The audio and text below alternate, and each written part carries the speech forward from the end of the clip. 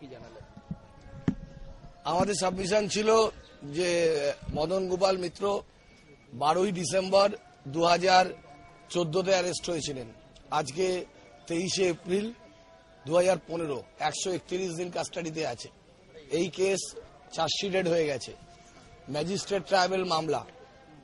অন্য সমস্ত অ্যাকিউজ 5-6 জন অ্যাকিউজ জামিন পেয়ে গেছে, প্রিন্সিপাল অ্যাকিউজ জামিন পেয়ে গেছে।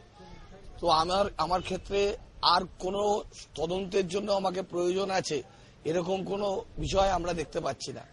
আপনারা মহামান্য আদালতের কাছে আবেদন করেছিলাম যে আমি আমার যিনি অ্যাকিউজ মদন গোপাল মিত্রকে জামিন দেওয়া হোক, এই কেসের ফার্দার ডিটেনশনের আর কোনো প্রয়োজনীয়তা বলে আছে কিনা এটা সাহেবের কাছে প্রার্থনা করেছিলাম।